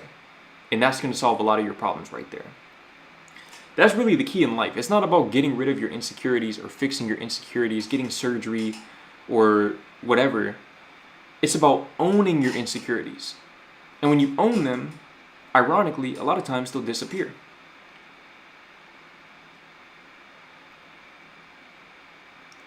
Yo, Jordan, what's up, man? I remember the 2021 lives. Good ass times for real. Good to see you back. I appreciate you for tapping in. 2021, man, that feels so long ago. It's only 3 years, but that's crazy. I'm a completely different person than I was back then, bro. Completely.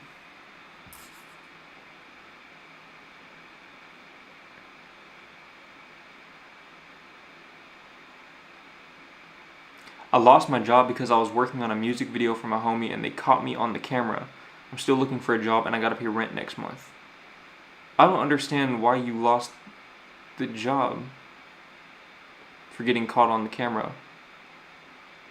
But either way, that's a tough position to be in. I know this from experience, where that rent is coming up, but the income isn't.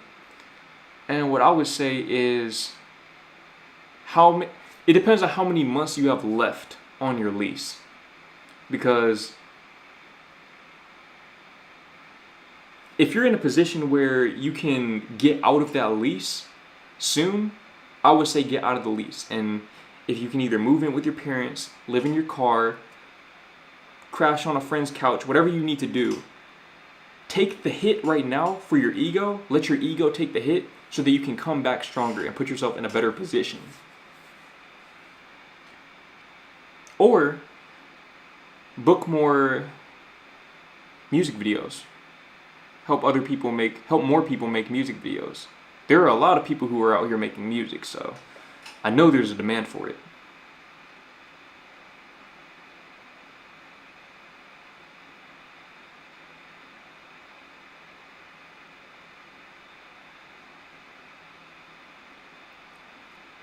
You still talk to JT? I haven't talked to JT. The last time I talked to JT was probably July of last. Matter of fact, let me look. When's the last time that I talked to JT? It's been a long time, bro. It's been a very, very long time. When's the last time I talked to JT? 7/6/23. Yeah, July 6, 2023. So I haven't talked to him in a long time. I don't know why he's been inactive on YouTube. I wish I did, but I don't.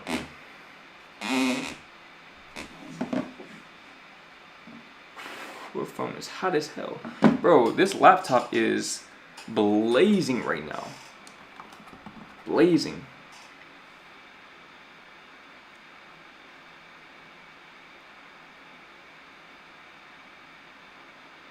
Hi Jordan, I'm 15 years old. Hi Jordan, I'm 15 years old and I follow you since 2021. Could you help me with this? I went on holiday 2 weeks ago and I met a girl who's 3 hours and a half away from me. She said we're too far. How would you overcome this? I would like to see her again. I won't give up this time. I'm gonna keep it real, bro. If she says that that's too far, then she doesn't want you enough to warrant the effort that it's gonna take to make that work. You see, let me give you some game about women, okay, just in general, irrespective of whatever situation you're in. If she doesn't like you enough to put in the effort, if you feel like you're having to put in 75% and she's putting in 25% from the jump, don't put in any percent, 0%, okay? My girl and I, we had a 7-hour time difference between us, and we still made it work. Still. 7-hour time difference. 7 hours. When I was in LA, it was a 9-hour time difference. On the other side of the world, still made it work. There's no such thing as that's too far. She just doesn't want to be with you bad enough to handle the adversity of not being in your vicinity. And that's fine, because there's a woman out there who does want you bad enough. The more time you spend focusing on this girl right here, the less time that you'll spend with the woman who will actually respect your efforts and actually reciprocate your efforts. Because, newsflash, let me put you on game, okay? Dating isn't supposed to be hard. It's not supposed to be difficult. It's not. I shouldn't have to make all of these dating advice videos, but the reason why I do is because most men, my younger self included, okay, I was the biggest culprit of this, most men simply go for women that aren't that into them. They go for women that are not that into them. When you start going for women who like you, you won't deal with all of the roadblocks and the friction and the speed bumps that you've encountered in all of these previous situations with these women. Okay, the way that I was moving with my girlfriend whenever we were still in the talking stage or whatever was no different than how I moved with all of the women who ghosted me. The only difference was that it was a different woman. That's it. I approached every situation the exact same. Being myself. More often than not, I got ghosted because I was going for the wrong types of women. When you go for the right women, they will go for you as well. I'm telling you, it's that simple. The hard part is finding that woman. That's the hard part. But the cool thing is that when you put yourself out there, you give them the opportunity to find you. And I'm speaking from experience. This happened twice now. 2 times. Not just once, twice.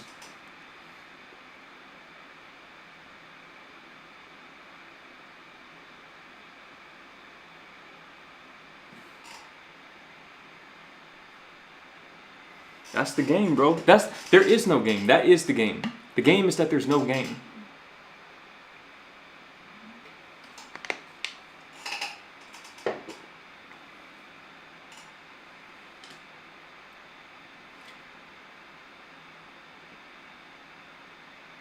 I'm a 19, almost 20-year-old virgin. Am I cooked? Let me tell you something. To my point that I was just talking about, I was a virgin at 20 years old. I didn't lose my virginity until I was literally 2 months away from turning 21. And ironically, I posted a video about it on TikTok. I said, I'm a 20-year-old virgin, yada, yada, yada. I don't remember the rest of what I said, but I said that. The video went viral, and shortly thereafter, I had girls lining up in my DMs. I had girls emailing me. Bro, have you ever had a girl email you before? Have you ever had a girl cold email you? Okay? You probably haven't, because you're not putting yourself out there. Listen, let me give anybody who's watching this, I'm going to give you an exercise right now. Okay? And you can choose not to do this, but hey, I'm just telling you what worked for me. This is the baby step. This is the homework that you need to do today to start putting yourself out there. Use your actual face as your profile picture on YouTube. Just make that one simple change. Because every time I see comments like that, 19, almost 20-year-old virgin, am I cooked? You never have your face as your profile picture. How do you expect to find somebody if you have a black screen as your profile picture?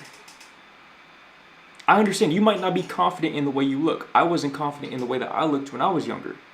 But I still did it. I still did it. And because of that one baby step, I eventually built up the courage to talk to the camera instead of just taking a picture of myself and post that online. I just spit. I hope you didn't see that. But I developed the courage to talk to the camera and post that online. And that created a snowball effect of momentum where I was able to put myself out there in such a capacity that women could reach out to me because I was accessible. They could reach me. They could feel me. They understood who I actually was and am. I'm telling you, the game is simple. I've been saying this from the get-go, but people didn't believe me, bro. Just be yourself. That's all there is to it. If you have to do anything else beyond that, being yourself and just being a thoughtful person, if you have to do anything beyond that, she is not the one. I'm telling you. I'm trying to save you all the heartache and heartbreak and difficulty and stress that being with the wrong woman will create in your life.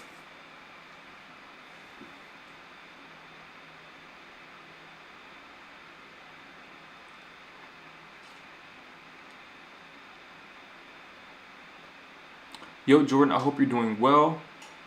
I appreciate you. I am doing well. I'm feeling pretty good right now. The stream is definitely, it's bringing back a lot of the love, I would say, for YouTube.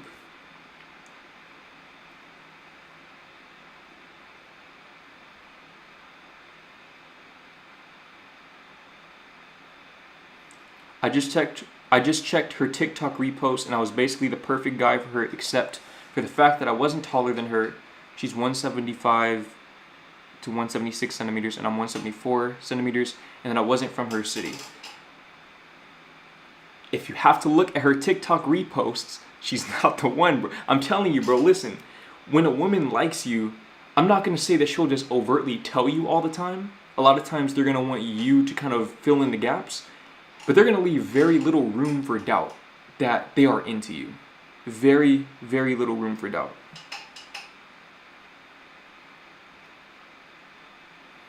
Jordan, how do you get over the shame of going to school old as fuck? When I went to community college, I was 18 and I was the youngest person in the classroom. The classroom was pretty much filled with 30-plus-year-olds, people who were probably already well into their professional careers and decided to go back and elevate themselves by getting a college degree. Now, you don't need a college degree to elevate yourself, but those people chose to pursue that path. I was in basic English 1, History 1 with 30-plus-year-olds, and I didn't feel superior to them. I didn't feel like they were inferior for having taken that step later. In fact, I respected it even more because they decided, even at that late of an age, that they were not above taking a few steps back to take 20 steps forward. And so you need to understand that nobody cares about how old you are in college, bro. Nobody's thinking about that. And if they are, you need to ask yourself what that says about them rather than what it says about you. Do people actually put themselves in girls' shoes and wonder why they ghost them or don't want to be with them? I think that that's something that a lot of people really fail to do. A lot of people fail to see things from other people's perspectives because humans are naturally pretty selfish people. And of course, dating is no exception to that.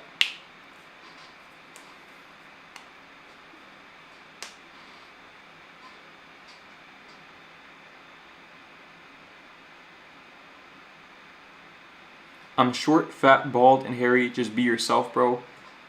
Yes, be yourself. Listen, I don't know why people think that you have to be some supermodel looking guy to date. Because I remember growing, this is why that whole movement, I'm not even going to name the movement because you know what I'm talking about. Growing up, it used to always confuse the hell out of me how women always dated men who looked worse than them. I couldn't wrap my mind around it. And so to see people who genuinely believe that all women care only about looks, I don't know, it confuses me. It really genuinely confuses me. Now, looking good helps for sure, but anybody can look better than what they currently do. Okay, and I talked about this in yesterday's video. Get in the gym, get your fashion game on point. Get right, bro. Just get right. Get your hygiene in check. Skincare. Okay, just taking those few steps will help you elevate yourself to a whole different level.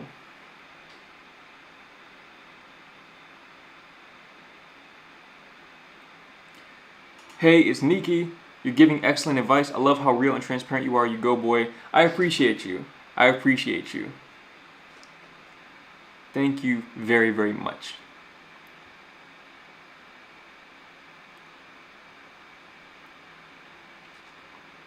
It's because they had money, dog? No. No, nobody has money in 8th grade. Nobody has money in elementary school. Okay, we're talking about before money is ever even a factor, because nobody has it. Or at 19 years old, nobody has money at 19 for the most part. So it's not about money. It's not about looks. These things can help. They can be factors, but more often than not, when that's your lead magnet, if you will, you're going to attract unqualified leads. Unqualified leads. Because think about it. If you want a woman who values you for things beyond what you have, but you're flaunting your wealth, and that's your lead magnet, that's who you're going to attract. You're going to attract women who like you for that. Plain and simple. They just had inner light. That's how they got women. No. Here's what I realized. And also, I noticed this from my friend group, because I noticed that some of my friends got girlfriends earlier than everyone else. And I couldn't understand what made them different, because we were all in the same friend group. So status-wise, we were all similar, right? Popularity, whatever. I couldn't wrap my head around it. What I realized is that they were the most confident out of the group. And that's where my theory of confidence being the primary attractor for women came into fruition. And it has never been proven wrong to this day, at least in my experience. Confidence has always attracted women. Confidence is the primary component. Now, there's also a correlation. When you look good, you're more likely to be more confident. But there was also a time where I would say that I looked relatively good, but still lacked confidence. Thus, I struggled with women. You can have money, but lack confidence. And you're setting yourself up to be used. You're setting yourself up to be taken advantage of. I'm telling you, bro, confidence is the key. And when you have a lot more money, you're more likely to be more confident as well. But the point is, if you're a confident person, you're going to be more attractive, not just to women, but to people in general. Everyone's attracted to confidence. Everyone's attracted to confidence. Period.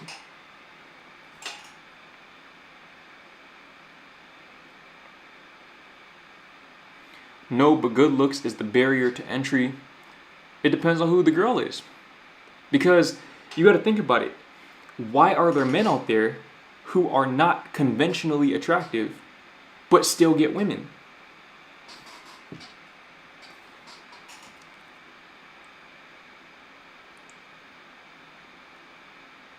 But yeah, looks help. I'm not going to sit here and act like they don't help. But to think that looks are the end-all, be-all, and that you have no chance if you're not good looking, I'm telling you. Okay, I am telling you. If you look at a group of men, the most confident men from that group are going to be the ones who get the women. And also, here's another thing. I said women, but that shouldn't be the goal. The goal should not be to get as many women as possible. It should be to find the woman who you'd actually want to be with. Now, if you just want to get women, if you want to have a bunch of women, you want to have a rotation or a roster, whatever, I can't help you with that. That's not my expertise. It's not my forte. It never was, never will be. You got to go to somebody else for that information. But if you just want to get into a fulfilling, wholesome relationship with somebody that you actually enjoy spending time with, listen to my advice, bro. I'm trying to tell you. I'm trying to save you some time, bro. Because I wasted a lot of time when I was younger trying to be something that I wasn't, because I thought it would make me more attractive. It just made me more attractive to the wrong people. Hence why I couldn't get into a relationship. What's good, Drew? Shout out to Drew Drives. Man's been putting in some work. Okay, we're an hour and 57 minutes in. I haven't eaten dinner yet. So, I'm not gonna lie. I'm gonna end the stream here in about 2 minutes. We're at 1:58. So, I'm gonna end the stream at 2 hours. But, man, this is This is fun, bro. I'm not gonna lie. I'm enjoying this. I still feel nervous, I guess. I always feel nervous when I stream, but this is cool. I think I need to do this more often. There are good girls, but they're really rare. Bro, if you, okay, let me put it like this. Your reticular, what I want you to do is I want you to Google, after I end the stream, because I'm going to end the stream here in about 1 minute and 16 seconds. I want you to Google reticular activating system, okay? Your reticular activating system is the part of your brain that identifies outliers, if you will. So if I tell you that, hey, you need to be on the lookout for a red Tesla, that's the part of your brain that's going to identify the red Tesla in the whole parking lot of 20 or 30 different types of cars. Whereas otherwise, it wouldn't stand out to you. You need to attune that to the types of women that you would actually want to be with. And when you do that, you'll find that there are plenty of women out there who are very, very solid individuals. Just like there are plenty of red Teslas out there. You just got to look for them. Not consciously, but you got to program your mind to be on the lookout for them. Wait, is the stream not going to save automatically? I don't know, but we're coming up on these final few seconds, and like I said, I need to get dinner. But man, I appreciate everyone for tapping into the stream. If you're watching this after the fact and you made it to the very end, then I appreciate you just as much as anyone who watched it live. And I can't promise you that I'll be streaming next weekend or the weekend after that, but I might. So be on the lookout, and I have travel content amongst other things on the way, so stay tuned for that. Don't know when the videos are going to come out, but anyways, I need to go eat before I pass out. And yeah, I appreciate you guys. Real talk.